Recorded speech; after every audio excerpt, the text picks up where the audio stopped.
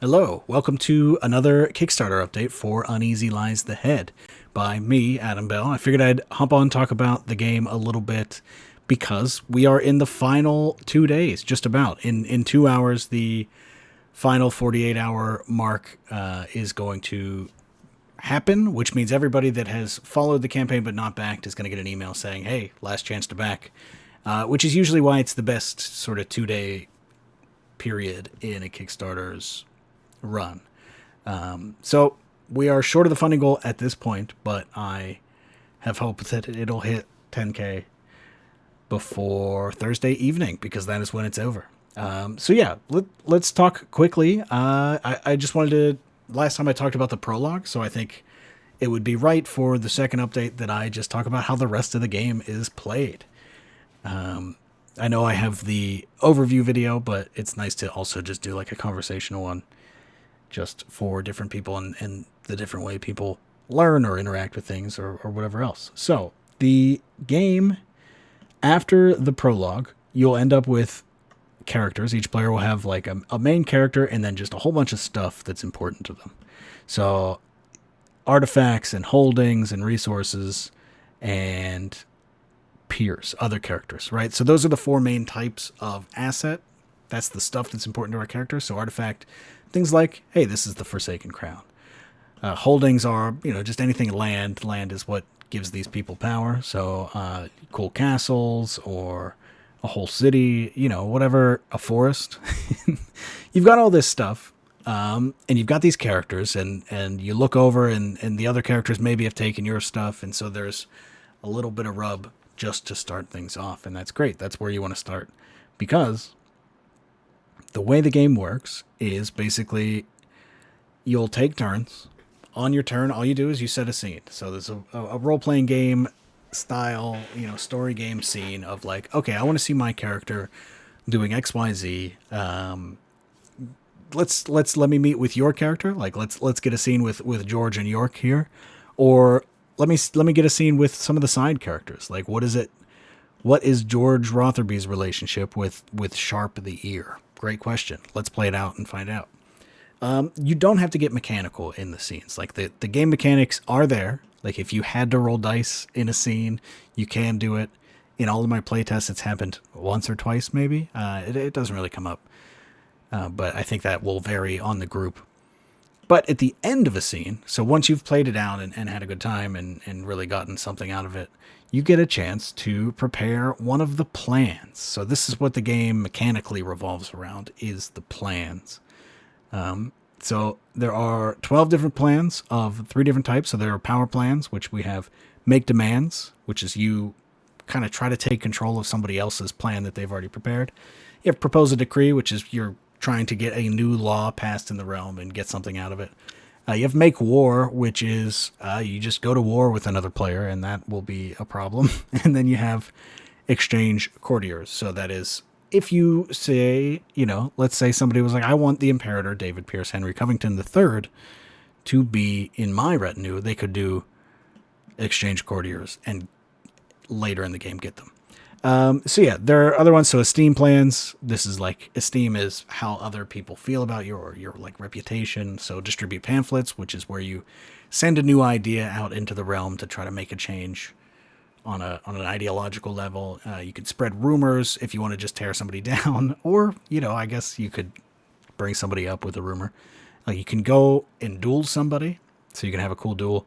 Or host a festivity. You could do the big party scene, throw a ball, host a big feast, get everybody out on a hunt, do a tournament, that kind of thing.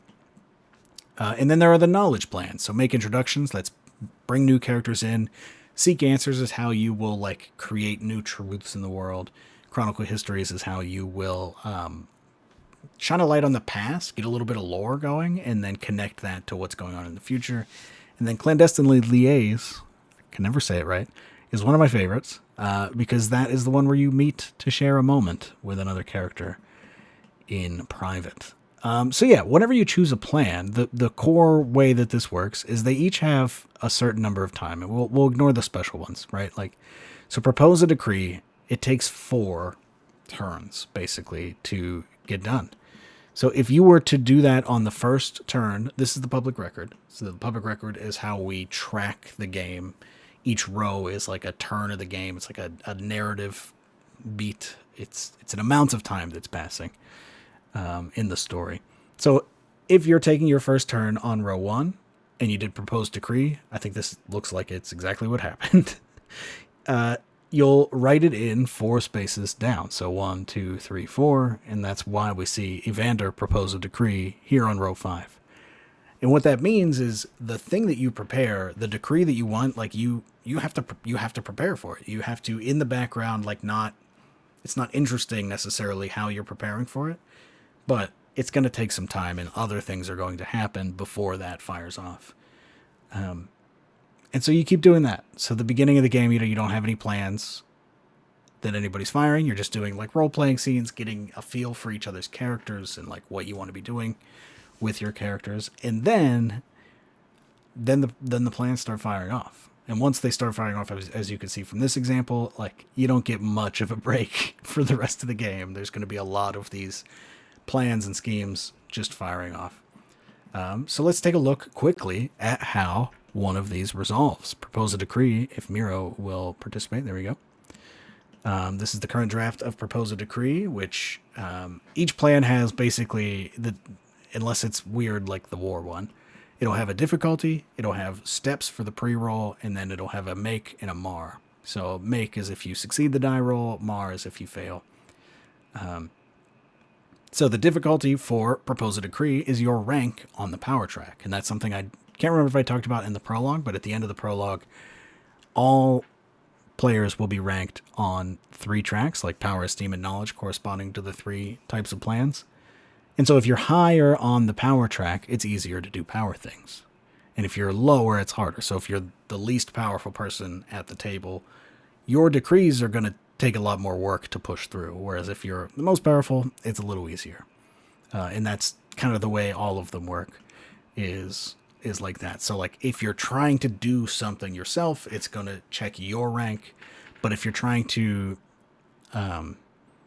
contest somebody, so spread rumors is an easy example of this. If you're trying to go after somebody, you're going to check their status. That's why there's 2 numbers. So like the person at the highest person on the esteem track is going to be the hardest person to spread rumors about, because people like them. They're not going to believe that so easily. You got to really put in the work.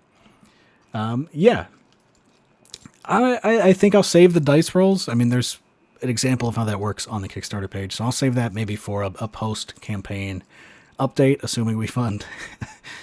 Yeah, and that's the way it goes. But if you succeed in the dice roll, then like a thing happens. The thing that you want basically happens. So for Propose a Decree, your law goes into place after the signatory of the law, which is either the monarch, if the monarch is present, or it's the player highest on the power track in the council room where this is happening. And then you'll add that to the laws of the realm. So that's how we ended up. Well, actually, no. The mar is each other player that's in the council room can amend your law at will in reverse power order, and then the signatory makes an additional addendum as they would for a success. So that's how we ended up in this playthrough with the monstrosity of a law here. This is one law that happened in one proposed decree roll. It was a great time. And so everybody kept amending things and then crossing things out that they didn't like because we went in reverse power order. It was a really fun time. But yeah, that's the general thing. Once that's done, then you'll progress to a scene. So each of the plans has like a scene prompt for the player whose turn it is to set a scene. So if it's your turn to set a scene after somebody proposed a decree, you will interact with one of the laws that exists. It could be the one that was just made, or it could be one that came from the prologue, or one that was made in a previous turn. But yeah, that is the overall game flow of Uneasy Lies the Head. I don't know. I guess this is under 10 minutes. I don't know who, I'm just happy to talk about the game and not talk about the Kickstarter for a minute. This is like a nice release for me. So hopefully this thing can fund in the next 2 days, and then I'll get to talk about the game a lot more in the future. So again, thank you to everybody who's watching this, or who has backed the Kickstarter, or who wants to back the Kickstarter and wants to play this game. You've been awesome. Looking forward to bringing it to you all. See ya.